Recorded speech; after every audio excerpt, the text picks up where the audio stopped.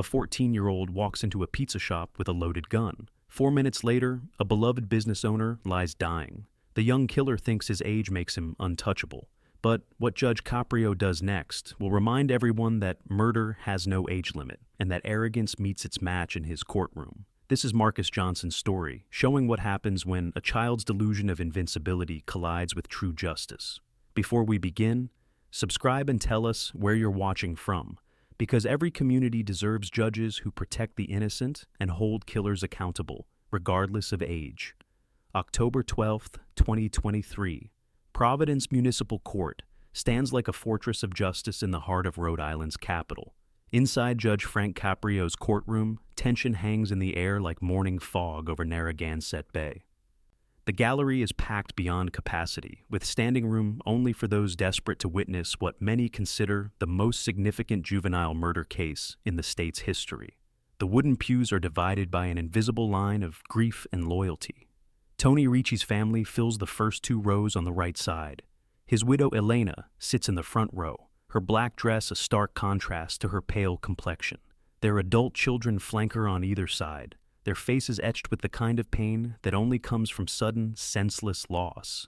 Behind them, neighbors from Federal Hill crowd together, many still wearing their work uniforms from the pizza shops and Italian markets where Tony was a beloved fixture for over 2 decades. On the left side, Marcus Johnson's sparse support system occupies just a handful of seats. His grandmother, Dorothy Johnson, sits with her weathered hands clasped tightly in her lap. Diabetes has taken much of her strength, but not her love for the boy who became her responsibility when his mother chose drugs over motherhood. Beside her sits Marcus's Aunt Teresa, a nurse at Rhode Island Hospital, who took extra shifts to pay for her nephew's court clothes. A court-appointed victim advocate rounds out the small group, her presence a reminder of how few people remained in Marcus's corner. Court officers position themselves strategically throughout the room. Their eyes scan the crowd constantly, aware that emotions run high when murder and children intersect in ways that challenge every parent's worst fears. Metal detectors screened every visitor, but tension needs no weapons to fill a space with danger. Media representatives occupy the back rows, their cameras and notebooks ready to capture every moment of what legal experts predict will become a landmark case in juvenile justice. Local news anchors whisper into their phones, providing live updates to audiences hungry for justice in an age where youth violence seems to escalate daily. At the center of this human drama sits the defendant's table. Marcus Johnson, all of 14 years old, looks impossibly small in his donated Navy suit. The jacket hangs loose on his narrow shoulders, and his dress shoes appear several sizes too large. His hair has been freshly cut for the occasion, transforming him from street tough to schoolboy in appearance if not in deed. Between Marcus and his public defender, Maria Santos, sits a juvenile counselor whose job involves the impossible task of protecting a child who committed an adult crime. Santos herself appears tired, her 7 years of defending society's forgotten children having prepared her for many things, but not for representing a killer barely old enough for high school. The prosecution table tells a different story. District Attorney Robert Chien sits with military precision, his case files organized with the methodical care of a man who believes deeply in justice for victims. As a father of 3, he struggles with the defendant's age, but Tony Ricci's blood demands accountability regardless of the killer's birth certificate. Above it all presides Judge Frank Caprio, 34 years on the bench, having taught him to see beyond the surface of every case that comes before him.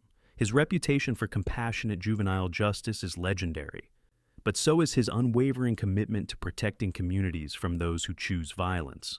The loss of his own brother to gun violence in 1987 adds personal weight to every firearms case that enters his courtroom. March 15, 2023 changed everything for everyone in this room. On that cold Tuesday evening, Marcus Johnson entered Tony's Corner Pizza with a stolen .38 caliber revolver hidden in his jacket. Tony Ricci, a Vietnam veteran who survived 3 tours of duty only to die behind his pizza counter, became another statistic in America's epidemic of youth violence. The robbery netted exactly $247. The cost was a man's life, a family's future, and a community's sense of safety. Now, justice must balance the scales between a child's potential for redemption and a victim's right to be remembered as more than just another casualty of teenage violence. Marcus Johnson sits at the defendant's table like a child playing dress-up in his father's clothes. The navy suit donated by a local charity drowns his small frame, the jacket shoulders extending far beyond his own narrow ones. His white dress shirt, clearly purchased from a discount store, bunches awkwardly around his thin neck where a clip-on tie hangs slightly crooked. Below the table, his feet barely touch the floor, in dress shoes that appear to be at least 2 sizes too large, their black leather scuffed from previous owners. His hair has been recently cut, transforming the wild curls that marked him as a street kid into something resembling respectability. Yet, his eyes betray him. They dart constantly around the courtroom, taking in every face, every exit, every potential threat or opportunity. These are not the eyes of an innocent child, but of someone who learned early that survival depends on knowing who might hurt you next. Marcus carries himself with practiced swagger, even while seated. His shoulders remain squared despite the oversized jacket, and his chin tilts upward in a pose he believes projects strength. This is the same posture he used walking through the hallways of Roosevelt Middle School, the same stance that made smaller kids step aside and teachers take notice. What he fails to understand is that courtroom dynamics operate by different rules than schoolyard hierarchies. His hands tell a different story than his defiant posture. Despite his attempts at control, they shake slightly when he thinks no one is watching. These are still a child's hands unmarked by hard labor or time, soft in ways that contradict his carefully constructed tough guy image. When nervous, he picks at his fingernails, a habit his grandmother tried unsuccessfully to break during the years she raised him. The journey to this courtroom began in the housing projects of South Providence, where Marcus Anthony Johnson was born 14 years and 7 months ago. His father remains a mystery even to his own son, just another man who passed through his mother's life without leaving anything behind except DNA and disappointment. Court records list his father as unknown, a designation that carries its own weight in a system where absent fathers create broken families with devastating regularity. His mother, Keisha Johnson, chose addiction over motherhood when Marcus turned 11. Her descent into crack cocaine started slowly, weekend parties that stretched into week-long disappearances. By the time child services intervened, Marcus had already learned to fend for himself, stealing food from convenience stores and sleeping in school bathrooms when the utilities got cut off at home. Keisha now serves a 5-year sentence for drug trafficking in a Connecticut correctional facility, too far away and too broke to attend her son's murder trial. Dorothy Johnson, Marcus's maternal grandmother, became his guardian by default rather than choice. 72 years old and struggling with diabetes that has already claimed 2 toes, and most of her energy she took in her grandson because no one else would. Her small apartment on Broad Street became Marcus's 3rd address before his 12th birthday, and her Social Security check stretched thin, trying to feed and clothe a growing boy whose needs exceeded her resources. Marcus was once a different child. Elementary school records show a bright student who made honor roll consistently through 6th grade. Teachers noted his quick wit and natural leadership abilities, qualities that could have taken him far under different circumstances. Mrs. Patricia Santos, his 4th grade teacher, still keeps his essay about becoming a veterinarian because he loved animals more than people. The transformation began in 7th grade when adolescence collided with his unstable home environment. His grades plummeted from A's and B's to D's and F's almost overnight. Attendance became sporadic as he discovered that skipping school carried fewer consequences than facing classmates who whispered about his mother's arrest or his grandmother's worn-out shoes. Teachers who once saw potential began seeing only problems. His first arrest came at age 12 for shoplifting candy bars from a downtown pharmacy. The juvenile court treated it as a cry for help rather than criminal behavior, ordering community service and counseling that Dorothy couldn't afford to transport him to regularly. 6 months later, truancy violations brought him back before a different judge who warned that patterns of behavior tend to escalate without intervention. Marcus learned to survive by projecting strength he didn't possess and demanding respect he hadn't earned. The neighborhood where he lived taught harsh lessons about power and weakness, lessons that would ultimately lead him to Tony's Corner Pizza with a stolen gun and a desperate need to prove himself capable of adult crimes. Now he sits in Judge Caprio's courtroom, still believing that his youth provides immunity from adult consequences, still convinced that swagger can substitute for accountability, still trapped in the delusion that respect comes from fear rather than character. Marcus Johnson enters Judge Caprio's courtroom like he owns the place. His swagger is deliberate, calculated to send a message to everyone watching that he remains unbroken by the circumstances that brought him here. Each step carries the arrogance of youth, convinced that age equals immunity, that 14 years on Earth somehow shields him from the consequences of taking another man's life. He pauses at the defendant's table, scanning the packed gallery with the cold assessment of a predator sizing up potential threats. His eyes linger on Tony Ricci's family, and something resembling a smirk plays at the corners of his mouth. The expression lasts only seconds, but every person in the front row sees it. Elena Ricci's sharp intake of breath cuts through the courtroom silence like a blade. As proceedings begin, Marcus leans over to whisper to his juvenile counselor, treating the solemn atmosphere like a social gathering. His attorney, Maria Santos, places a firm hand on his arm in warning, but he shrugs it off with the casual dismissal of someone who believes rules apply to other people. The whispered conversation continues, punctuated by barely suppressed laughter that carries across the silent courtroom like sacrilege in a cathedral. Judge Caprio observes this display with the patience of a man who has seen countless young defendants mistake his courtroom for their personal stage. His weathered hands remain folded on the bench, his expression neutral, but his eyes miss nothing. 3 decades of juvenile court experience have taught him to distinguish between nervous energy and outright disrespect, and Marcus Johnson's behavior falls clearly into the latter category. When the court clerk reads the charges, Marcus slouches deeper into his chair, rolling his eyes at words like second-degree murder and armed robbery, as if they describe someone else's crimes.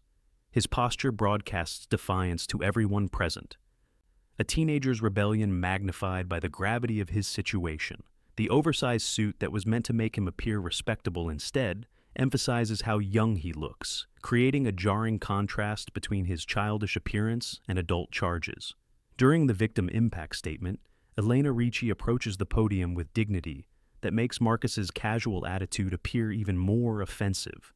She speaks about her husband's military service, his dedication to their community, his love for their grandchildren who will grow up without knowing their grandfather's voice. Her words paint a picture of a life cut short, of dreams destroyed, of a family shattered by 4 minutes of violence in a pizza shop.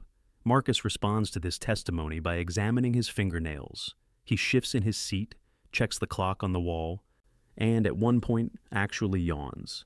The gesture appears uncontrolled, genuine boredom, with proceedings he views as theatrical rather than consequential. Several jurors lean forward in their seats, their faces registering shock at his apparent indifference to the pain his actions caused. Judge Caprio's first correction comes softly, but carries unmistakable authority. Mr. Johnson, this is a courtroom, not a playground. I expect your full attention during these proceedings. The words slice through Marcus's casual demeanor like a wake-up call, but the effect proves temporary. Within minutes, he returns to his slouching posture and wandering attention. The defendant's belief in his own immunity becomes increasingly apparent as the morning progresses. He treats each piece of evidence like an interesting story about someone else, each witness like an actor in a drama that doesn't concern him. When security footage from Tony's Corner Pizza plays on courtroom monitors, showing the final moments of the victim's life, Marcus watches with the detached interest of someone viewing a movie rather than documentation of his own crime. His juvenile status has become his shield, a legal protection he believes makes him untouchable regardless of his actions. At 14, he has learned enough about the justice system to know that children receive different treatment than adults, but he understands none of the moral obligations that come with such protections. In his mind, age equals immunity, youth equals invincibility, and this courtroom proceeding represents nothing more than an inconvenient formality before returning to his normal life. Judge Caprio watches this display with growing concern. The young man before him shows no remorse, no understanding of the gravity of his situation, no recognition that he has destroyed multiple lives for pocket change. Professional warnings about courtroom decorum bounce off Marcus like raindrops off stone, each correction ignored or forgotten within moments. The stage is set for a confrontation between judicial authority and teenage arrogance, between a judge who has dedicated his life to helping young people find better paths and a defendant who believes he has already found the path that suits him best. Judge Caprio's voice grows firmer with each warning, carrying the weight of 34 years spent maintaining order in courtrooms where chaos threatens to overwhelm justice. His words slice through Marcus's casual indifference like steel through silk. "Mr. Johnson, when I speak, you will give me your complete attention. This court demands respect, and you will provide it." The rebuke comes with direct eye contact that penetrates Marcus's manufactured swagger. Judge Caprio has perfected this gaze over decades of dealing with young people who mistake his compassion for weakness. His stare strips away pretense, boring through the defendant's carefully constructed tough guy facade to reach the frightened child beneath. The courtroom falls silent, waiting to see if the 14-year-old will recognize the authority confronting him. Marcus meets the judge's gaze for exactly 3 seconds before looking away. The moment marks his first crack in confidence. A hairline fracture in his belief that age provides immunity from real consequences. Yet within minutes, his attention drifts again, his arrogance reasserting itself like weeds growing through concrete. Each correction from the bench becomes a test of wills between judicial authority and adolescent defiance. The prosecution presents its case with methodical precision that builds an overwhelming mountain of evidence. Security footage from Tony's corner. Pizza plays in slow motion, showing Marcus entering the restaurant with his hand already positioned near the concealed weapon. The grainy black and white images capture every moment of the robbery, every gesture of violence, every second that led to Tony Ricci's death. The silent courtroom watches Marcus Johnson become a killer in real time. Ballistics evidence follows the video presentation. The stolen .38 caliber revolver used in the murder bears Marcus's fingerprints on both the grip and trigger. Expert testimony reveals that the weapon was taken from his uncle's apartment 3 days before the robbery, contradicting any claim of spontaneous violence. The theft was planned, calculated, deliberate. Witness testimony from Roosevelt Middle School proves even more damaging. Teachers and students describe Marcus bragging about the murder in the days following Tony's death. He described the robbery in vivid detail to anyone who would listen, treating the killing like an accomplishment rather than a tragedy. His own words, spoken in hallways and cafeterias, become the rope that tightens around his legal neck. DNA evidence from the crime scene eliminates any remaining doubt about Marcus's presence during the robbery. His genetic material on the cash register, the counter, and Tony's apron creates an unbreakable chain of physical proof. The defense cannot challenge science, cannot argue with molecules that place their client at the scene of the murder. School records paint a picture of behavioral decline that prosecutors use to establish pattern and premeditation. Marcus's transformation from honor roll student to chronic truant coincides with increasingly violent behavior and disregard for authority. Teachers document fights, threats, and escalating disrespect that culminated in armed robbery and murder. The packed gallery witnesses every piece of evidence with growing horror and anger. Community members who knew Tony Ricci shake their heads in disgust as the scope of Marcus's planning becomes clear.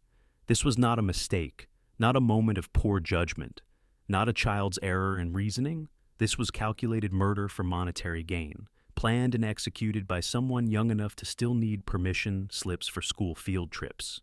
Media cameras capture every reaction, every gesture, every moment of Marcus's continued arrogance in the face of overwhelming evidence.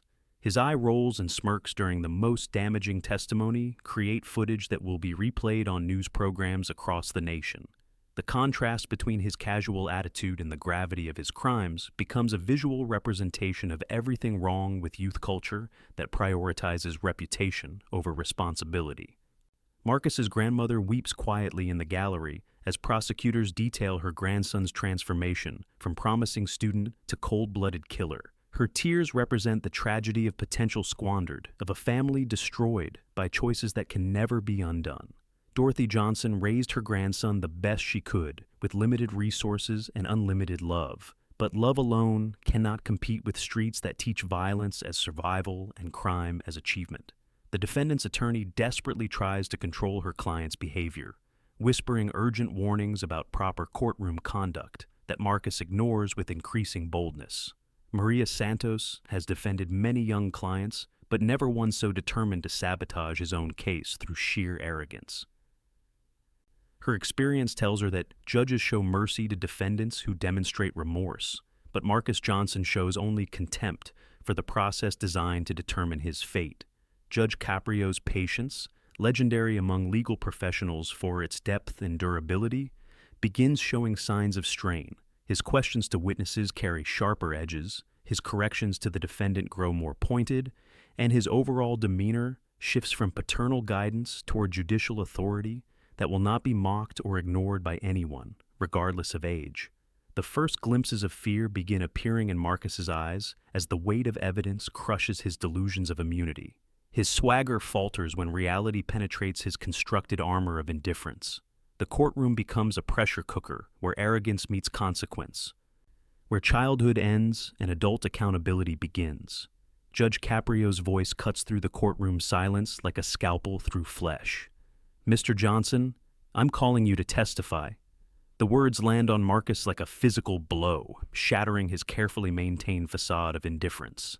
His attorney immediately objects, leaning forward with urgent whispers about the dangers of putting a juvenile murder defendant on the stand. Maria Santos has spent 7 years defending young clients, and every instinct screams against this decision. Marcus ignores his lawyer's desperate counsel. His arrogance has reached a fever pitch, fed by hours of believing he can outsmart everyone in the courtroom. He stands with theatrical confidence, straightening his oversized jacket like armor, convinced that his performance will convince 12 jurors that he deserves their sympathy rather than their condemnation.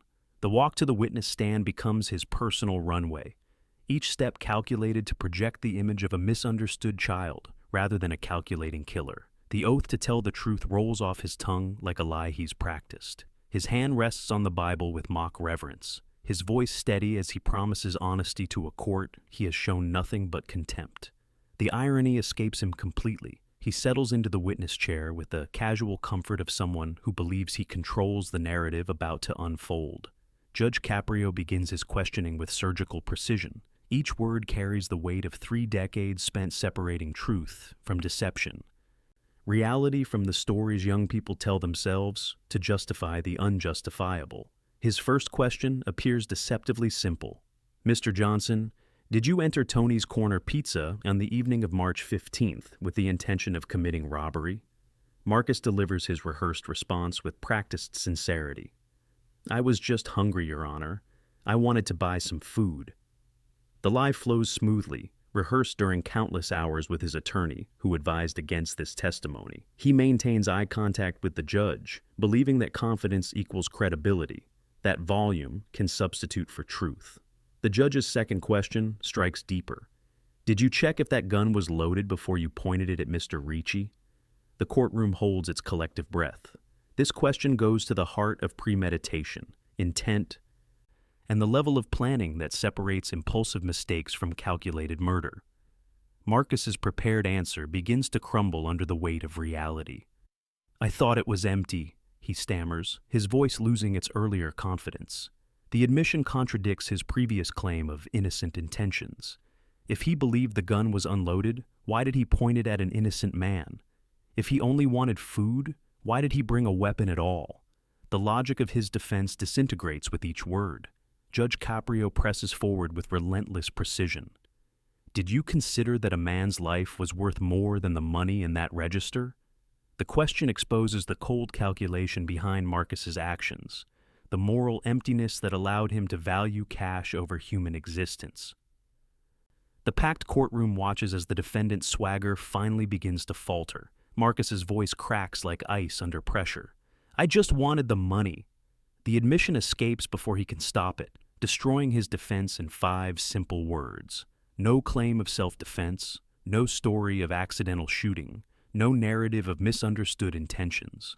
Just raw honesty about greed that cost a man his life.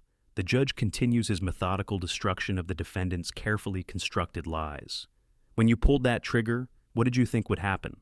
Each question strips away another layer of pretense, another excuse, Another attempt to avoid responsibility for choices that cannot be undone. Silence stretches across the courtroom like a taut wire ready to snap. Marcus stares at his hands, the same hands that pulled the trigger, that took money covered in an innocent man's blood, that destroyed multiple families for pocket change. His swagger has completely evaporated, replaced by the raw vulnerability of a child finally confronting the magnitude of his actions. Do you understand that Anthony Ricci is never coming home? Judge Caprio's final question lands with devastating impact. The permanence of death, the finality of murder, the irreversible nature of the choice Marcus made that March evening, all crystallize in this moment of brutal clarity. Marcus finally breaks. The tears come in great, heaving sobs that shake his small frame like earthquakes. The tough guy mask shatters completely, revealing the terrified child beneath the criminal exterior. His manufactured confidence collapses like a house built on sand, leaving only the raw humanity of someone finally understanding the weight of his actions. The courtroom witnesses the complete transformation from arrogant killer to broken child. Gallery members see both victim and perpetrator in Marcus's tears, the tragedy of youth destroyed by choices that can never be taken back. His grandmother's quiet weeping joins his sobs, creating a symphony of grief that encompasses all the lives destroyed by 4 minutes of violence in a pizza shop. Judge Caprio watches this breakdown with the measured compassion of someone who has seen countless young people reach this moment of reckoning. The child before him finally understands that age provides no immunity from consequence, that swagger cannot substitute for character, that respect must be earned through actions rather than demanded through fear. Judge Caprio rises from his bench with the deliberate gravity of a man preparing to deliver words that will echo through a courtroom for years to come. His voice carries the weight of 34 years spent balancing justice with mercy, authority with compassion, punishment with the possibility of redemption. The packed gallery falls into absolute silence, every breath held in anticipation of judicial wisdom that will define this moment in legal history. You are 14 years old, Mr. Johnson. The words begin simply, a statement of biological fact that carries profound implications for everything that follows. Judge Caprio's tone remains measured, professional, but underneath lies a current of moral authority that has guided thousands of young people through the darkest moments of their lives. His weathered hands grip the bench as he prepares to bridge the gap between childhood and consequence. When I was 14 years old, I was worried about baseball cards and whether Sarah Thompson would notice me at the school dance. The comparison strikes like lightning through the courtroom atmosphere. Judge Caprio paints a picture of normal adolescent concerns, the innocent preoccupations that should fill a young person's mind during those formative years. The contrast with Marcus's reality becomes stark and undeniable. You were planning armed robbery. The accusation lands with devastating precision, highlighting the vast chasm between normal teenage behavior and the calculated violence that brought Marcus to this courtroom. Judge Caprio's words strip away any remaining pretense that this was a child's mistake, revealing instead the cold planning of someone who chose crime over countless other options available to him. The truth unveiled through judicial questioning has exposed Marcus's belief in age-based immunity as nothing more than dangerous delusion. Judge Caprio continues his revelation with surgical precision, dissecting each element of the defendant's misguided worldview. But here's what troubles me most, Mr. Johnson. It's not that you made a terrible mistake.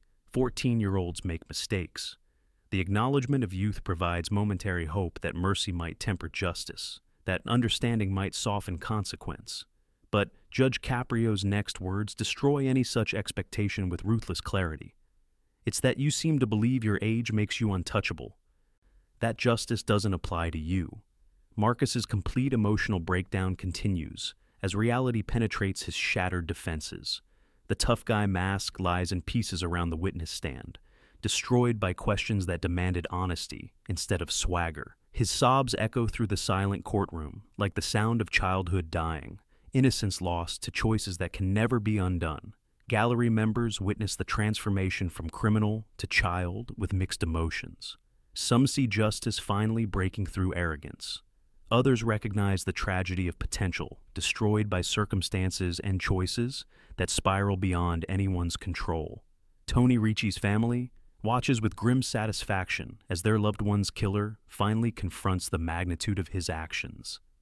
Judge Caprio's voice rises with moral authority that has been building throughout the proceedings. His words carry the weight of community outrage, victim advocacy, and judicial responsibility to protect society from those who choose violence. Anthony Ricci was somebody's father, somebody's husband, somebody's friend. The emphasis on Tony's humanity versus Marcus's greed creates a stark moral calculation that no amount of youth can balance. Judge Caprio continues painting the picture of a life lived in service versus a life taken for profit. He served his country with honor and came home to serve his community, and you took all of that away for $247. The monetary amount becomes a weapon of moral devastation. $247, the price Marcus placed on human life. The sum that seemed worth committing murder to obtain, the figure that will haunt him for the rest of his natural life, however long or short that life may be. Community impact becomes clear as Judge Caprio describes the ripple effects of violent crime on families and neighborhoods. Tony's death didn't just end one life, it shattered a family, traumatized a community, and destroyed the sense of safety that allows people to live without fear. The pizza shop where Tony worked for over 2 decades closed permanently after his murder, another casualty of teenage violence. Marcus's grandmother's heartbreak represents the collateral damage of choices that destroy multiple families simultaneously. Dorothy Johnson raised her grandson with limited resources but unlimited love, watching helplessly as streets and circumstances pulled him toward violence she couldn't prevent. Her tears acknowledge that she has lost her grandson as surely as Elena Ricci lost her husband. The defendant's lack of genuine remorse throughout the proceedings has been laid bare by judicial questioning that demanded honesty instead of performance. Marcus's coached responses crumbled under pressure, revealing the cold calculation behind actions he tried to portray as impulsive mistakes. His arrogance in the face of overwhelming evidence demonstrated a character flaw that runs deeper than poverty or circumstance. Judge Caprio's revelation speech reaches its crescendo with words that will be quoted in law schools and courtrooms for generations. This doesn't have to be the end of your story, Mr. Bershon Johnson. The offer of hope within consequence reflects judicial wisdom that sees potential for redemption, even in the darkest circumstances. But it is the end of the story, where you thought you were smarter than justice. The finality of these words seals Marcus's fate while offering a pathway towards something better, if he chooses to take it. Justice demands accountability, but it doesn't require the destruction of hope. The moment of reckoning has arrived, bringing with it the understanding that some choices can never be undone, some consequences can never be avoided, and some lessons can only be learned through the harsh reality of adult punishment for adult crimes. Judge Caprio's gavel hovers in the air like an executioner's axe, the weight of justice concentrated in a piece of carved wood that will seal Marcus Johnson's fate with a single strike. The courtroom holds its collective breath as 34 years of judicial wisdom prepares to render a decision that will echo through legal history and shape the future of juvenile justice in America. Marcus Anthony Johnson, you have been found guilty of second-degree murder and armed robbery in the death of Anthony Vincent Ricci.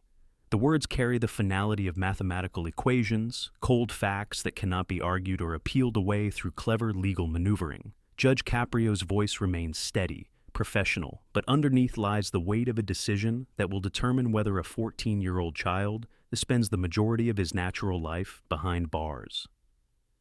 The sentence comes with measured deliberation that reflects the complexity of punishing children for adult crimes. I hereby sentence you to 15 years to life imprisonment, to be served initially in juvenile detention until your 18th birthday, at which time you will be transferred to adult correctional facilities to complete your sentence. The balance between youth and severity strikes like lightning through the packed courtroom. Judge Caprio has crafted a punishment that acknowledges Marcus's age while refusing to excuse the gravity of his crime. 15 years represents the minimum time before parole consideration, but life imprisonment ensures that society remains protected if rehabilitation fails to take root in the defendant's character.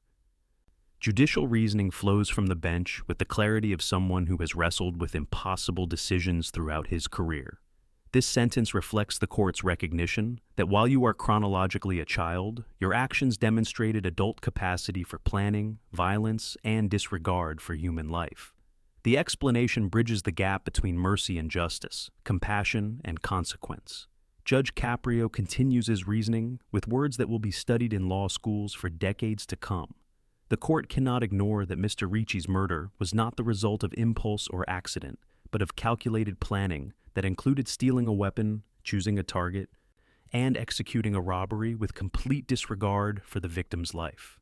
The message that murder carries consequences regardless of the killer's age resonates through every word of the sentencing. Judge Caprio refuses to create a precedent that youth provides immunity from accountability, understanding that such a decision would endanger communities and encourage violence among minors who believe they can literally get away with murder. Hope for eventual rehabilitation emerges through the structure of the sentence itself. The possibility of parole after 15 years offers Marcus a pathway toward freedom if he demonstrates genuine remorse, completes educational programs, and proves that he has developed the character necessary to rejoin society safely. The sentence punishes while preserving the possibility of redemption. Court officers move with practiced efficiency as they prepare to escort the defendant from the courtroom to begin serving his sentence. Handcuffs replace the swagger that marked Marcus's entrance hours earlier. The metal restraints symbolize the end of his delusion that age grants immunity from consequence, that arrogance can substitute for accountability. Marcus's continued sobbing provides the soundtrack for his removal from the courtroom, where his childhood officially ended. The tears represent the first genuine emotion he has displayed throughout the proceedings, authentic grief replacing the manufactured remorse that characterized his earlier testimony. Reality has finally penetrated his constructed armor of indifference. Defense attorney Maria Santos accepts the inevitable outcome with the resignation of someone who recognized the hopelessness of her client's case from the beginning. 7 years of defending young people taught her to distinguish between clients who made mistakes and those who made choices. Marcus Johnson clearly fell into the latter category, his arrogance sabotaging any possibility of judicial mercy. Prosecutor Robert Chen experiences the satisfaction that comes with justice served, but his expression carries no triumph. As a father of 3, he understands the tragedy of potential destroyed by choices that can never be undone. His victory feels hollow when measured against the lives destroyed by teenage violence that seems to escalate with each passing year. Tony Ricci's family nods with quiet satisfaction as justice finally arrives for their beloved patriarch. Elena Ricci's tears represent relief rather than celebration, the understanding that nothing can bring her husband back, but that his killer will not escape consequence for destroying multiple lives over pocket change. Their grief remains, but at least it now carries the knowledge that Tony's death mattered to the legal system. Community members express approval through subtle gestures and whispered conversations as they witness accountability delivered with appropriate gravity. The neighborhood that lost a beloved business owner sees justice served by a judge who refused to let youth excuse murder, who balanced compassion with community protection. Marcus's grandmother experiences the mixed emotions of grief and acceptance as she watches her grandson led away in handcuffs. Dorothy Johnson raised him with love and limited resources, but love alone could not compete with streets that taught violence as survival. Her tears acknowledge that she has lost her grandson to choices that destroyed multiple families simultaneously. Media representatives capture every moment of this historic juvenile sentencing, understanding that Judge Caprio's decision will influence legal precedent for years to come. The footage will be replayed on news programs across the nation, sparking debates about juvenile justice, youth violence, and the appropriate balance between rehabilitation and punishment. Judge Caprio's composed authority maintains order as the courtroom processes the weight of his decision. His final words to the defendant carry both finality and hope. "This doesn't have to be the end of your story, Mr. Johnson, but it is the end of thinking you're smarter than justice." The gavel falls with the sound of thunder, sealing Marcus Johnson's fate and sending a message that reverberates far beyond the walls of Providence Municipal Court. Justice has been served with appropriate gravity, youth acknowledged but not excused, and community safety prioritized over misguided compassion that would endanger innocent lives. Marcus Johnson begins serving his sentence at the Rhode Island Training School, a juvenile correctional facility where childhood officially ends and adult consequences begin. The institution's brick walls and razor wire fencing mark the boundaries of his new reality. A world where swagger means nothing and survival depends on following rules rather than breaking them. Educational programs become mandatory rather than optional. Counseling sessions replace street corner conversations, and psychological evaluations determine his progress toward the distant possibility of parole. The transformation from courtroom defendant to incarcerated juvenile happens with bureaucratic efficiency that strips away any remaining illusions about his situation. Prison uniforms replace donated suits, cell blocks substitute for grandmother's apartment, and scheduled meals eliminate the freedom to choose when and what to eat. Regular psychological evaluations monitor his mental state, documenting whether genuine remorse develops or if his emotional breakdown in court was merely performance under pressure. No eligibility for parole review until age 25 means Marcus will spend his entire transition from adolescence to adulthood behind bars. The years that should include high school graduation, first jobs, dating, and college will instead involve educational programs designed to prepare inmates for eventual reintegration into society. They may never see again.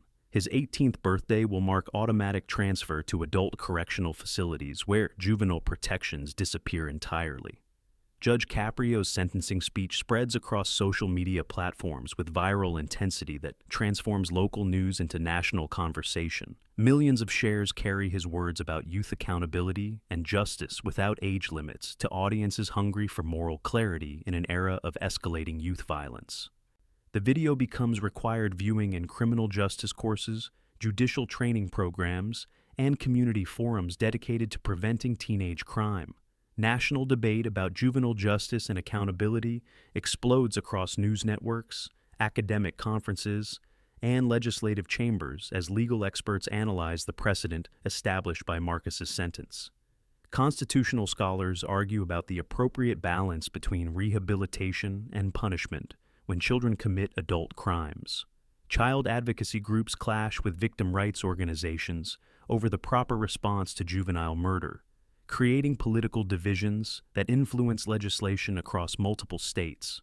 Legal experts dissect every aspect of the case in scholarly journals and courtroom seminars, studying Judge Caprio's approach as a model for handling serious juvenile crimes without abandoning either compassion or community protection. Law schools incorporate the case into their curricula as an example of judicial wisdom that refuses to let sympathy override accountability. International observers analyze American juvenile justice through the lens of this high-profile case. Community support for Judge Caprio's balanced approach manifests through letters, social media campaigns, and legal organization endorsements that recognize his refusal to compromise public safety for misguided mercy. Victim advocacy groups praise his emphasis on Tony Ricci's humanity rather than Marcus's youth, while criminal justice reform organizations acknowledge the appropriateness of consequences that match the severity of the crime committed. Tony's family establishes the Anthony Vincent Ricci Memorial Scholarship Fund for at-risk youth, transforming their grief into action that might prevent other families from experiencing similar loss. The scholarship prioritizes young people from disadvantaged backgrounds who demonstrate commitment to education and community service rather than choosing violence as a solution to their problems. Elena Ricci becomes a powerful advocate for crime victims' rights, speaking at conferences and legislative hearings about the human cost of juvenile violence. Marcus's grandmother joins the juvenile justice reform movement with the unique perspective of someone who loved a killer while supporting his victim's family. Dorothy Johnson advocates for early intervention programs that identify at-risk youth before they reach the point of no return that claimed her grandson. Her testimony before legislative committees carries the weight of personal experience with the failure of systems designed to protect children from themselves. Broader societal impact emerges through legislative discussions about juvenile crime penalties that balance rehabilitation with public safety concerns. Community programs for at-risk youth receive increased funding as lawmakers recognize the importance of intervention before tragedy strikes. School systems implement enhanced programs for identifying and addressing behavioral problems that might escalate into violence without proper intervention. Gun control debates reignite with renewed intensity as activists point to Marcus's easy access to his uncle's weapon as evidence that stricter storage laws might prevent similar tragedies. The conversation about securing firearms in homes with children gains momentum as communities recognize that unsecured weapons create opportunities for impulsive violence that destroys multiple lives simultaneously. The moral lesson resonates far beyond Providence as communities grapple with the understanding that age alone cannot excuse accountability for serious crimes. Every choice carries consequences that cannot be undone through tears or appeals to youth. Justice requires balance between mercy and punishment, understanding that community healing demands both accountability for perpetrators and hope for their eventual redemption. Judge Caprio's wisdom demonstrates that compassion and justice are not mutually exclusive concepts, but complementary forces that work together to create a legal system worthy of public trust. True authority comes from consistent moral principles rather than arbitrary mercy that endangers innocent lives. Every defendant deserves dignity during the legal process, but dignity includes holding people accountable for their choices regardless of age. Universal themes emerge from this tragic case about respect that must be earned through character rather than demanded through fear. Dignity belongs to all people, including crime victims whose lives matter more than their killer's potential. Service to community creates lasting legacy that transcends individual mortality. Accountability teaches responsibility more effectively than excuses that enable future violence. Real strength comes from accepting consequences rather than avoiding them through legal technicalities or appeals to sympathy. The case of Marcus Johnson versus the people demonstrates that justice without accountability is merely sentiment, while mercy without consequence is simply negligence that endangers everyone who believes in the rule of law.